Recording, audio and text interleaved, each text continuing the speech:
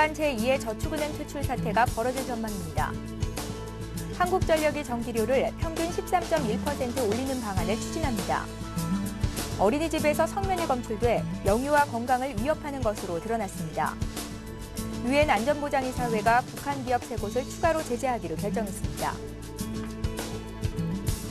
시청자 여러분 안녕하십니까? 생경제 현장의 최은정입니다. 코스피 지수가 닷새 만에 하락세를 보였습니다. 장중 내내 지지부진한 흐름을 보였고 또 등락폭은 크지 않았었는데요. 오늘 자세한 마감 소식 알아봅니다. 김종성 기자 전화로 연결합니다. 안녕하세요. 안녕하세요. 예, 먼저 자세한 마감 소식 시황부터 전해주십시오. 네, 오늘 코스피 지수는 전날보다 3.96포인트, 0.20% 떨어진 1995.11로 마감했습니다. 미국과 유로존의 고용지표 부진 소식에 하락 출발한 코스피 지수는 외국인들이 이틀 연속 순매도로 하락세를 이어갔습니다. 장중 개인의 매수세가 유입되면서 낙폭을 줄이기도 했지만 투자자들이 여전히 짙은 관망세를 보이며 부담으로 작용한 모습이었습니다. 오늘 개인과 기관이 276억 원, 51억 원 어치를 사들이며 주가를 끌어올리려고 애썼지만 1222억 원 순매도를 기록한 외국인 앞에선 힘을 쓰지 못하는 모습이었는데요. 프로그램 매매는 112억 원 매도 우위를 보였습니다. 업종별로는 의료정밀이 3.79% 오르며 가장 큰 폭으로 상승했고 화학, 의약품, 전기가스 등도 1%가 넘는 오름세를 보였습니다. 반면 운송장비가 1.45% 하락했고 유통과 운수창고도 상대적으로 낙폭이 컸습니다. 시가총액 상위 종목 중에는 삼성전자가 단기 급등에 따른 차익 매물로 7일 만에 하락했고 현대차와 기아차, 현대모비스 등 자동차 관련주들도 약세를 보였습니다. 포스코, 현대중공업, 삼성생명 등도 동반 하락했는데요. 반면 그동안 하락폭이 상대적으로 컸던 LG화학과 KB금융은 상승세를 보였습니다. 한편 풍림산업의 부도 여파로 범양건영이 가격 제한폭까지 떨어지고 동부건설과 대림산업도 3에서 4% 이상 떨어지는 등 충격을 받는 모습을 보였습니다. 예. K-팝 열풍을 일으키고 있는 SM 엔터테인먼트의 경영진이 3년 전에 받은 스톡옵션을 행사했는데요. 수익률이 2000%를 넘는다고요? 네, 그렇습니다. 오늘 금융감독원에 따르면 김영민 SM 대표는 주식 매수 선택권을 행사해서 보유한 주식 4만 7천 주를 전날 장외 매매를 통해 처분을 했습니다. 매각 가격은 주당 4만 300원, 총 매각 가격은 19억 원에 달했는데요. 김 대표는 이를 통해서 18억 원이 넘는 시세 차익을 챙겼습니다. 남소영, 이종인, 한세민 등 3명의 이사도 같은 날 각각 3만 1천 주씩 동일한 가격에 매각해 12억 원의 차익을 거둬들였습니다. 이들이 매도한 주식은 지난 2009년 3월 27일 회사에서 받은 주식 매수 선택권을 행사해 확보한 것으로 행사 가격이 주당 1,710원이었던 점을 감안하면 수익률은 무려 2,256%에 이릅니다. 소녀시대, 동방신기, 슈퍼주니어 등을 중심으로 한 K-팝 열풍이 주가를 끌어올리면서 3년 만에 투자 원금을 22배나 불린 것입니다. 이들이 스톡옵션 대박 행진은 내년에도 계속될 것으로 보이는데요. 김 대표 등이 아직도 1만 주에서 2만 5천 주를 주당 5,635원에 바꿀 수 있는 주식 매수 선택권을 보유하고 있고 내년 3월 이후에는 이를 주식으로 교환할 수 있기 때문입니다. 이를 매각할 경우 현재 주가로 단순 계산만 해도 800%에 가까운 수익률을 거둘 수 있게 됩니다. 게다가 SM의 주가가 글로벌 K-팝 열기를 타고 더 오를 가능성이 있기 때문에 이들의 수익률 역시 상승할 것이라는 게 전문가들의 평가입니다. 예, 올해 초 임시 조직으로 출범한 금융감독원의 테마주 특별조사반이 상설 조직화된다는 소식인데요. 자세히 봐주십시오. 네, 금융감독원은 자본시장 조사 1국 내에 테마주 특별조사반을 신설한다고 밝혔는데요. 테마주 특별조사반은 일부 종목이 특정 정치인과 연관이 있다는 근거 없는 사실로 치솟는 과정에서 불공정 거래 행위가 자행됐는지 여부를 조사하고자 금융당국이 올해 초 임시로 만든 부서입니다. 지난달 8일 운용기간이 만료되자 금융당국은 오는 7월까지 기한을 3개월 연장한 바 있습니다. 하지만 금융당국이 테마주에 따른 증시교란 행위를 적극 단속하기 위해 특별조사반을 정규 조직으로 편입할 계획인데요. 인원은 7명으로 구성될 것으로 알려졌습니다. 일부 세력이 특정 종목의 주가를 인위적으로 부양하면서 부당이익을 취하다 잇따라 적발되는 폐해가 늘면서 금융당국이 투자자들의 피해를 사전에 막기 위해 감독 강화에 나서고 있는 것인데요.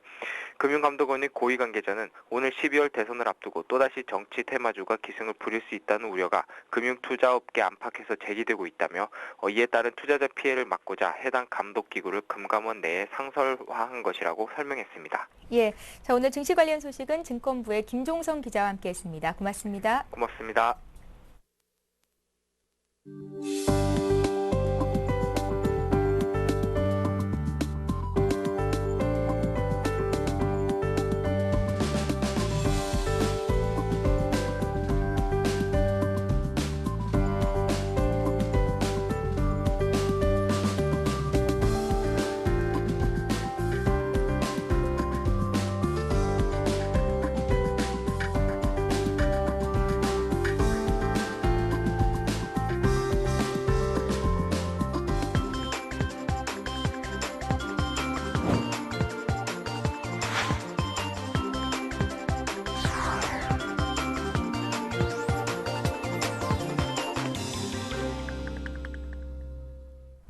오늘의 주요 뉴스를 전해드립니다.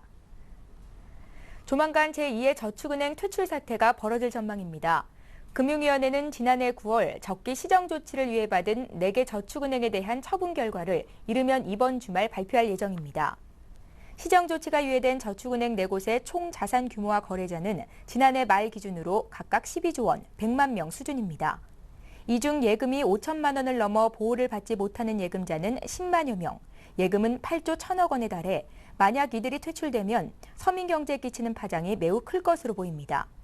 한편 금융감독원은 이들 4곳의 불법 대출, 횡령 등의 정황을 포착하고 불법 행위를 처벌해달라고 대검찰청 중앙수사부에 수사를 의뢰했습니다. 한국전력이 전기료를 평균 13.1% 올리는 방안을 추진합니다. 4.11 총선 이전까지 억눌려 있었던 각종 공공요금이 잇따라 오를지 주목됩니다. 한전은 산업용과 일반용, 주택용, 농사용 등을 모두 아우르는 평균 13.1%의 전기요금 인상안을 지난달 지식경제부에 제출했다고 밝혔습니다. 한전은 그동안 원자재 가격 상승에 따라 전기요금 인상을 추진해왔지만 정부가 물가 상승을 이유로 난색을 보여 올리지는 못했습니다. 하지만 한전은 여름철 전력 수급을 원활히 하기 위해서라도 요금을 올려야 한다는 입장이어서 정부의 결정에 관심이 쏠리고 있습니다.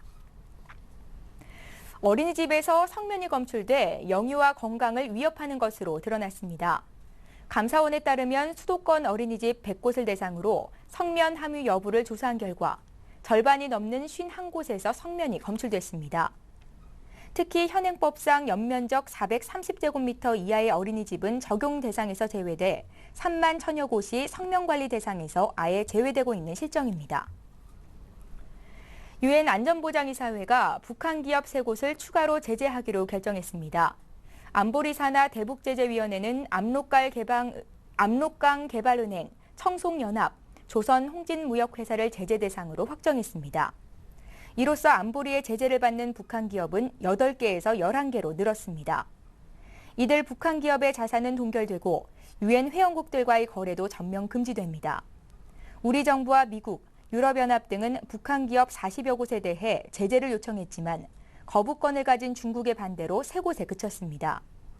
주유엔 한국 대표부 측은 이번에 추가된 단체는 불법 대량 살상 무기 관련 거래를 지속적으로 주도하고 있다며 우리 요구에는 못 미쳤지만 도발이 값비싼 대가를 치를 수밖에 없다는 확실한 신호를 보냈다고 말했습니다. 파이시티 인허가 비리를 조사하고 있는 검찰은 박영준 전 지식경제부 차관을 18시간 가까이 조사한 후 오늘 새벽 귀가시켰습니다. 박 전 차관은 인허가 대가로 돈을 받은 혐의를 부인했지만 검찰은 수사에 자신을 보이며 이르면 오늘 중 사전 구속영장을 청구할 방침입니다. 박 전 차관은 어제 오전 9시 50분께 서울 서초동 대검찰청사에 나와 조사를 받고 오늘 새벽 3시 40분께 귀가했습니다. 검찰은 박 전 차관이 서울시 정무국장이던 2005년에서 2007년까지 브로커 이 씨를 통해 파이시티 측으로부터 총 3억 원가량 받은 것으로 보고 있습니다. 3월에 이어 4월 우리나라 외화 보유액이 역대 최대치를 경신했습니다. 한국은행에 따르면 4월 말 현재 우리나라 외화 보유액은 3,168억 4천만 달러로 전월 말보다 8억 9천만 달러 증가했습니다. 강세를 보인 파운드화, 엔화 표시 자산의 미 달러화 환산액이 늘어나고 한은의 외화 자산 운용 수익이 증가한 결과입니다. 3월 말 기준으로 우리나라 외화 보유액은 세계 7위 수준으로 1위인 중국의 3조 3천억 달러에 비하면 10분의 1 수준입니다.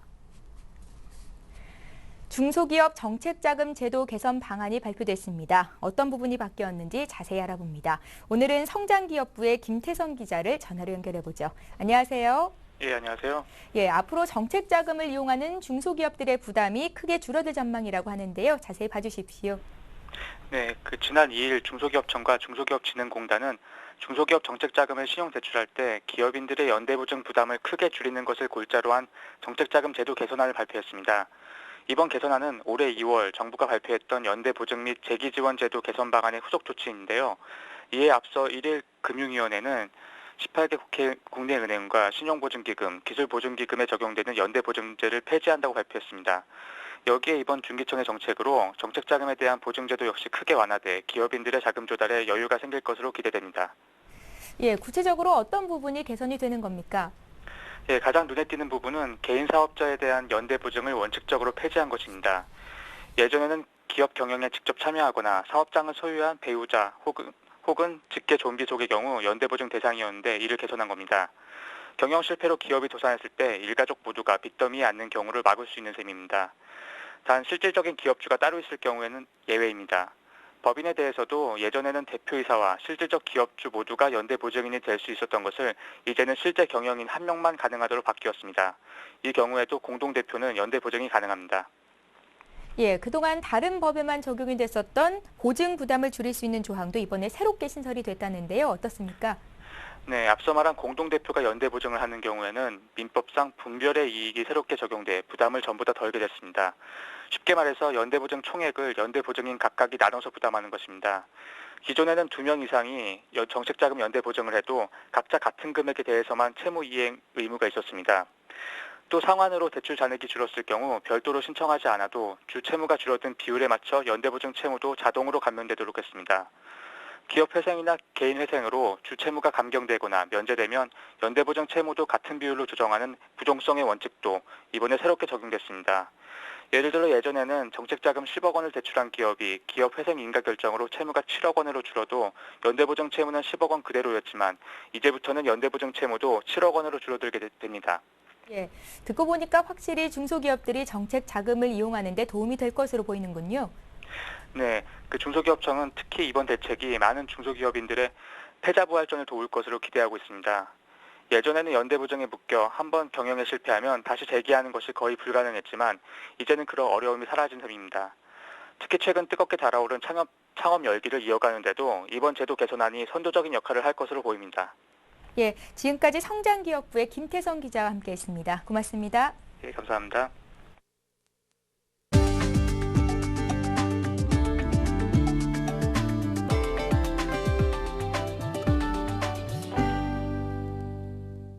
갤럭시 S3와 아이폰 5 등과 더불어 올해 최고의 기대작으로 꼽히던 베가레이서2가 모습을 드러냈습니다. 펜텍은 마포구 상암동 본사에서 LTE 스마트폰 베가레이서2를 공개했습니다. 베가레이서2는 통신용 칩과 애플리케이션 프로세서를 한 개의 칩으로 합친 퀄컴의 원칩을 탑재해 데이터 처리 속도와 전력 효율은 향상되고 두께는 얇아졌습니다. 특히 대용량 배터리를 탑재해 연속 통화 9.5시간이 가능해 LTE 스마트폰 중 가장 긴 배터리 사용 시간을 제공하며 음성으로 전화를 걸거나 인터넷을 검색할 수도 있습니다. LG U+와 T브로드가 민원 만족도 1위 기업으로 선정됐습니다. 방송통신위원회 조사에 따르면 LG U+의 민원 만족도는 58.3%로 통신 사업자 중 가장 높았고 T브로드는 71.8%로 방송 사업자 중 최고였습니다. 지난해 11월부터 올 3월까지 방송통신 고객서비스센터에 접수된 민원 건수는 24,500여 건으로 지난해 같은 기간보다 60%가량 늘었습니다. 스타벅스 코리아가 오는 7일부터 카페라떼 프라푸치노, 카라멜 마키아토 등의 가격을 300원씩 인상합니다. 스타벅스는 작년 가파르게 상승한 우유와 원두, 인건비와 임대료 등의 운영 비용을 자체적으로 흡수해왔으나 효율적인 경영을 위해 불가피하게 가격 조정을 하게 됐다고 설명했습니다. 현대카드는 카드론 고객이 전화금융 사기를 당했을 때 최대 500만 원까지 보상하는 카드론 전화금융 사기 피해 보장 보험 서비스를 시행합니다. 현대카드 카드론 이용자는 별도 신청 절차 없이 자동으로 이 서비스에 무료로 가입됩니다. 보장 기간은 첫 대출 이용 시점부터 1년으로 현대카드 상담센터에 신고하면 됩니다. 예, 오늘 생경제 현장은 여기까지입니다. 저희는 내일 이 시간에 다시 찾아뵙겠습니다. 고맙습니다.